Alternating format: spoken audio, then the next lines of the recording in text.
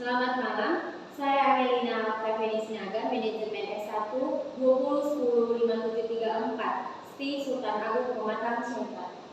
Izinkan saya memperkenalkan strategi dalam meningkatkan UMKM.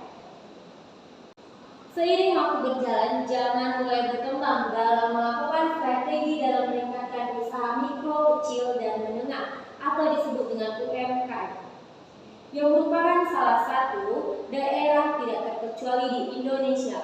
Pengembangan sektor usaha kecil dan menengah memberikan makna tersendiri pada usaha peningkatan pertumbuhan ekonomi serta dalam usaha menekan angka kemiskinan suatu negara. Pertumbuhan dan pengembangan sektor UMKM sering diartikan sebagai salah satu indikator keberhasilan pembangunan khususnya bagi negara-negara yang memiliki income per kapita yang rendah. Analisis mengenai pasar, pelanggan, dan produk merupakan suatu hal yang sangat penting dalam dunia yang kompleks. Strategi pemasaran adalah salah satu cara memenangkan keunggulan bersaing yang berkesinambungan, baik untuk perusahaan yang memproduksi barang atau jasa. Strategi pemasaran dapat dipandang sebagai salah satu dasar yang dipakai dalam menyusun perencanaan perusahaan secara menyeluruh. Adapun analisis strategi yaitu meliputi segitiga strategi, yaitu pelanggan, pesaing, dan perusahaan. Kebanyakan perusahaan atau unit usaha melakukan kegiatan produksi dan operasinya hanya sampai berkonsentrasi pada pembuatan produk saja. Dipandang dari luasnya permasalahan yang ada dalam perusahaan, maka diperlukan adanya perencanaan yang menyeluruh untuk dijadikan pedoman bagi segmen perusahaan dalam menjadikan kegiatannya. Dalam situasi yang demikian, tidak ada lagi pilihan lain bagi perusahaan kecuali berusaha untuk menghadapinya atau sama sekali keluar dari area persaingan.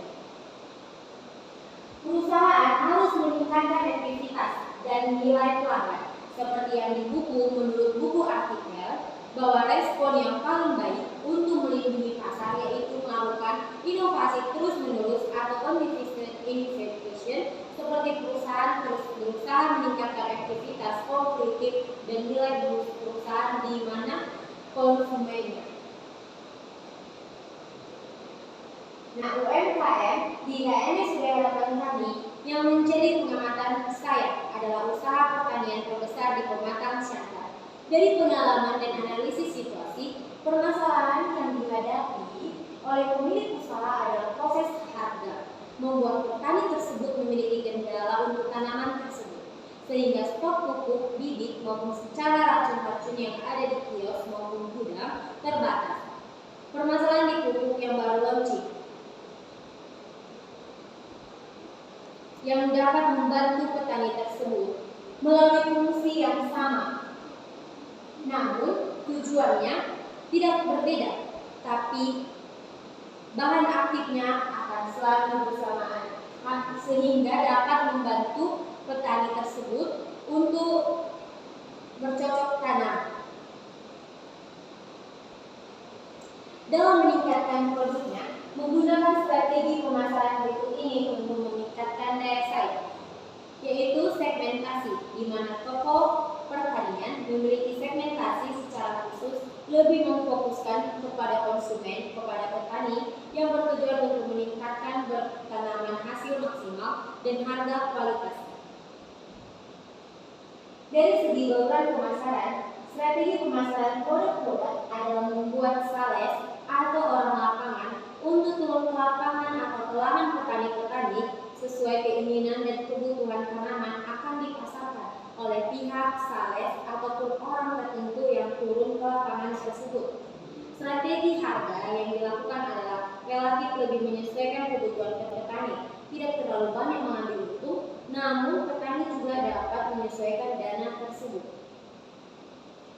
Nah, adapun strategi pemasaran toko pertanian yang dilakukan dalam memasarkan produk yaitu dengan menggunakan perumusan strategi pemasaran yang bermula dari strategi segmentasi pasar atau segmentation, strategi penentuan pasar sasaran atau targeting, dan strategi posisi pasar atau positioning. Selain itu juga dapat mengembangkan bauran pemasaran atau marketing mix yang terdiri dari 4 unsur, yaitu produk atau disebut dengan produk, harga atau disebut dengan price, tempat atau disebut dengan place, dan promosi atau disebut dengan promotion. Berikut ini adalah uraian tentang strategi pemasaran KNSDUD Harapan Tani. Strategi penentuan pasar sasaran atau targeting. Demi meningkatkan pendapatan pasaran, pasti dilakukan pada penyesuaian pada pasar sasaran agar penjualan menjadi tempat sasaran. Dalam hal ini, untuk target pasaran, kios pupuk atau pertanian telah menentukan targetnya, memberikan kebutuhannya yang berkualitas kepada petani yang menginginkan hasil lebih baik. Strategi posisi pasar atau positioning. Toko pertanian merupakan solusi yang tepat untuk kebutuhan tanaman atau petani-petani yang lebih mau untuk menguntungkan. 3. Itu prospek dalam usaha toko pertanian dapat dikatakan sangat cemerlang dan menguntungkan, di mana melalui usaha toko pertanian dapat mendatangkan keuntungan bombastis.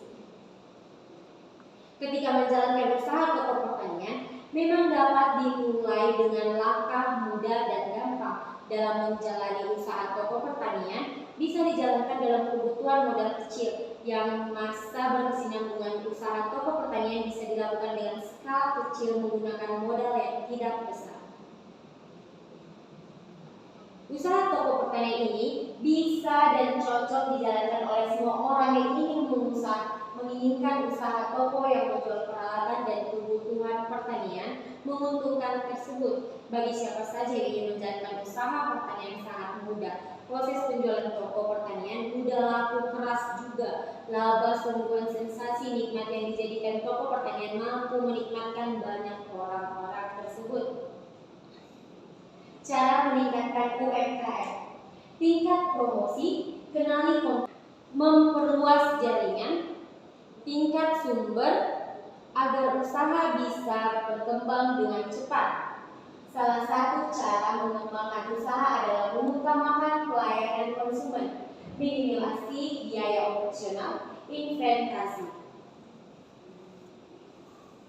Kesimpulan dari pembahasan judul saya antara lain adanya peningkatan omset penjualan dan penurunan omset yang dikarenakan seluruh harga naik, penambahan alat penunjang produksi berupa dan promosi, serta meningkatkan promosi yang cukup efisien melalui sales, orang lapangan, ataupun dinas yang langsung turun ke lapangan atau lahan petani-petani, dan melakukan promosi terhadap barang sejenisnya, beda merek namun satu fungsi. Dari naiknya mutu obat-obatan racun, sekarang membuat petani semakin malas berhadapan dengan harga yang tidak terjangkau. Pemerintah diharapkan dapat menjadi fasilitator dalam upaya pengembangan UKM dengan berbagai bentuk subsidi untuk kalangan petani yang mengeluh bahwasannya harga tidak terjangkau bagi mereka, agar bekerja sama dengan dinas yang terkait sehingga dapat menguatkan para petani semakin semangat buat bercocok tanam. Sekian dari hasil